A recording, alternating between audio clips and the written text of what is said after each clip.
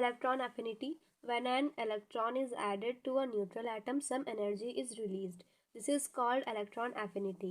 जब भी कोई इलेक्ट्रॉन हम न्यूट्रल एटम में ऐड करते हैं तो कुछ एनर्जी निकलती है उसमें से, उसी को हम इलेक्ट्रॉन एफिनिटी बोलते हैं. Electron affinity is the energy which is released when an extra electron is taken up added by a neutral gaseous atom. Electron affinity वो एनर्जी है जो कि रिलीज़ होती है जब कोई एक्स्ट्रा इलेक्ट्रॉन जो है किसी न्यूट्रल एटम गैसियस एटम के द्वारा लिया जाता है. न्यूट्रल एटम है कोई, उसमें हमने एक इलेक्ट्रॉन ऐड किया तो वो आयन नेगेटिव आयन में चेंज हो गया वो एटम, और उसमें से जो एनर्जी निकली उसी को हम इलेक्ट्रॉन एफिनिटी बोलेंगे. Since energy is involve released हो रही है during the process, electron affinity has a negative sign. अब एनर्जी निकल रही है तो उस पर जो साइन लगेगा इलेक्ट्रॉन एफिनिटी वो नेगेटिव होगा. अगर हम एनर्जी ऐड करते हैं तब एनर्जी की जो वैल्यू होती है वो पॉजिटिव होती है. यहाँ पे नेगेटिव साइन से इसको शो करेंगे इलेक्ट्रॉन एफिनिटी को. First electron affinity is the energy which is released when first electron taken by an atom. जब एक एटम के द्वारा फर्स्ट इलेक्ट्रॉन लिया जाता है तो उसको फर्स्ट, जब एनर्जी निकलती है तो उसको फर्स्ट इलेक्ट्रॉन एफिनिटी बोलते हैं. बट जब सेकेंड इलेक्ट्रॉन ऐड होता है तो when the second electron is added the energy is not released but it is observed. तब एनर्जी रिलीज्ड नहीं होती है बल्कि वो ऑब्जर्व होती है. मतलब एनर्जी हमें इसमें देना पड़ता है जब सेकेंड इलेक्ट्रॉन न्यूट्रल एटम द्वारा लिया जाता है. Because already existing electron repels the new entering electron.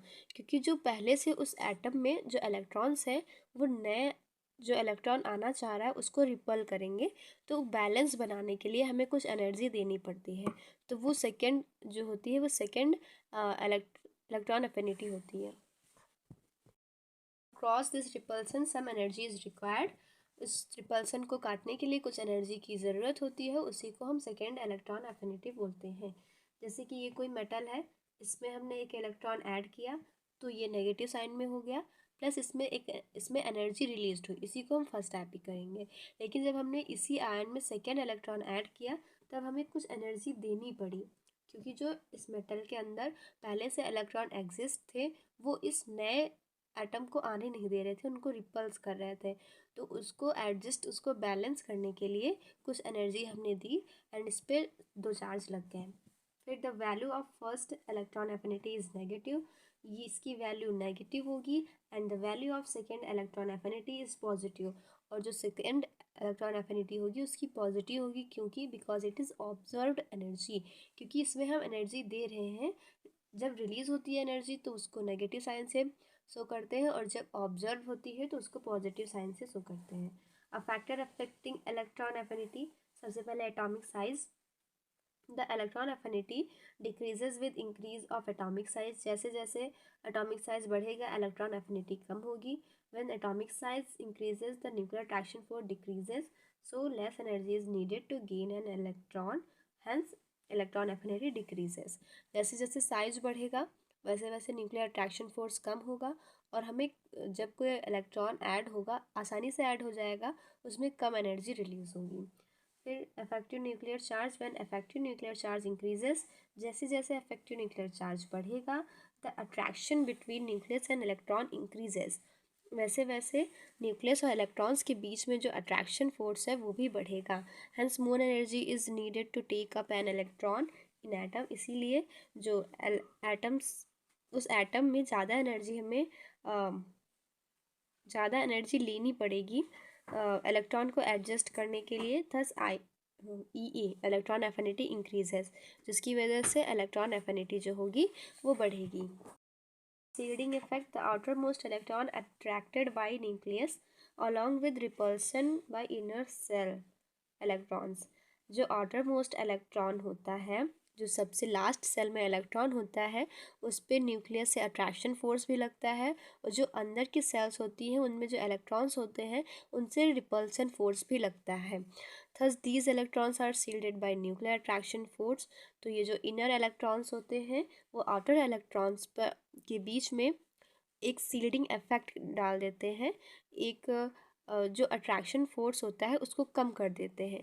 This is called shielding effect, इसी को शील्डिंग इफेक्ट करते हैं। Effective nuclear attraction force decreases, जिससे इफेक्टिव न्यूक्लियर अट्रैक्शन फोर्स जो होता है वो कम हो जाता है। Shape of orbitals, the value of electron affinity is maximum for s orbital. s orbital के लिए जो electron affinity होगी वो ज़्यादा होगी, and minimum for f orbital, and f orbital के लिए कम होगी, because s orbital is nearer to nucleus, nucleus से पास में होता है s orbital, and f orbital जो होता है वो nucleus से दूर होता है, is far from the nucleus.